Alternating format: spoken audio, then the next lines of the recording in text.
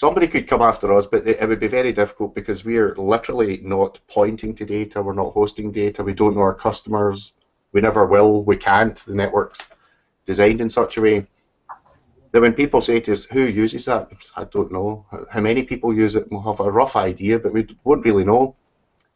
And where are they? Well, they're all over the world. They're not in your jurisdiction, that's for sure. The network will survive, even if the whole UK managed to somehow cut the internet off, or America physically cut what you would have to do.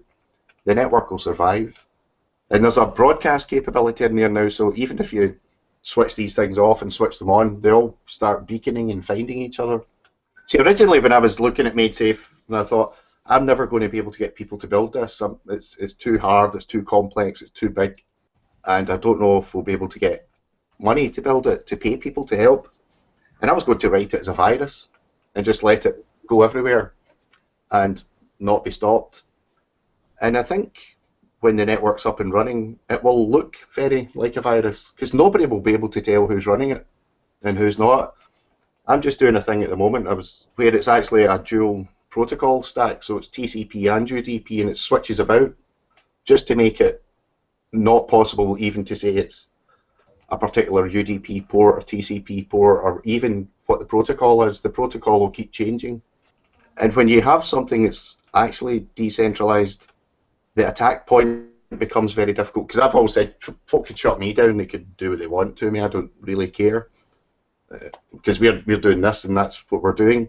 And this is why we have these pods. I think the pods are hugely important. People can see how to build this thing and continue to build it without us being present, which I think is good, because it gives a distribution of capability. If your vision is truly to give everyone this privacy, security and freedom, and you really want to do it correctly, you want to have this very easy to read code, very easy to understand system that you can distribute that about different pods around about the world.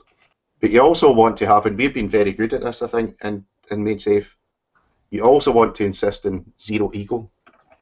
There's no ego, there's no ownership. People can add to it and take stuff away, because I read sometimes, oh, somebody's going to beat you to market, or somebody's going to do this now. Good. If they're going to give everyone privacy, security and freedom, brilliant, that's fantastic. I'm totally delighted, but at the same time, I realise that they vastly underestimate we didn't take 8 years for nothing, you know. We didn't take 8 years because we're stupid. There's a lot of intricate components that are not obvious, and one of the things recently with bringing in this new language of the network, which is something I'm really excited about, it simplifies it down, but it also hides some of the complexity. And this is why you'll see me in the forum banging on and banging. 2 months ago I caused mayhem in the office by deleting a whole bunch of code that was complex and replacing it with something that was much less complex, and it's about 50 times less code, 98% reduction. Because it's not only about being free and the software being available and under a license that it has to always be free. It's got to be readable. It's got to be something that any programmer that's average or even below average should be able to pick it up and say, I know what this is doing. And it annoys me when you get open source projects like TrueCrypt or even OpenSSL, and you look at it and think that's just a bunch of gunk. Nobody knows how that stuff works. So sharing that information makes closing the system very difficult. And I think it would almost get to the point where you'd need to change international law to break this thing. So lots of governments worldwide, I think, would have to collaborate to try and do something to stop it. If you've got something in your hands and you're saying this, you know, this information's fantastic, this is great for my children, they're going to do things that I never would have been able to do, somebody's going to have to pry that out your cold dead hands. You're not going to. So the population of the world or whatever, I would hope, would be in the mind that I want access to this information. I don't want it taken off me. And it's not so much I don't want Google to own it, or I don't want thing. It's just I want this information. I want this to be available to me. And then you also want to be able to have pictures of your kids, or report cards, or just papers that you're writing yourself with interesting things that you might invent one day.